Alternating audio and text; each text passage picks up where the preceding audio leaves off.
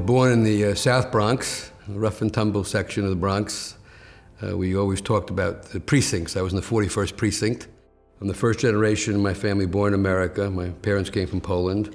My father was 13 years old when he came to America. My mother was a homemaker, raising her two sons. My father was a plumber. He did whatever he had to do to make a living, to provide that bread for his family. He died actually carrying a sink up a 4-story walk-up from a heart attack. So he was a very hard worker. My first paying job was an usher at the Lowe's Paradise Theater on the Grand Concourse in the Bronx, and it was 55 cents an hour.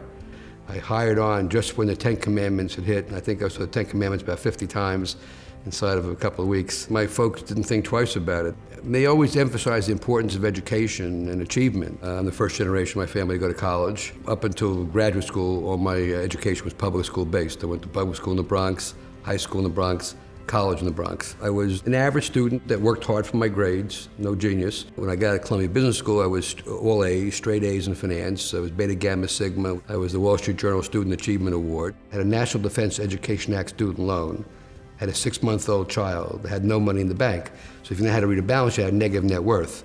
When I started my career in Wall Street, I had no money and spent 80 days a year on the road. And I have to give my wife, Toby, credit for doing a great job in raising my kids. I had a lot of job offers, and I wound up very luckily going with Goldman Sachs. My father passed away about a month after I was named to the partnership. So he lived long enough to know that I was becoming a partner at Goldman Sachs, and he very much valued that. He was very, very proud.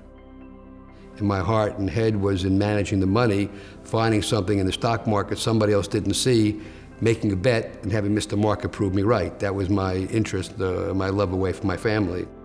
Warren Buffett says, go to work for somebody you respect and admire, tap dance to work, everything else will take care of itself. And so the way I say it is, the way to be successful is do what you love what you do.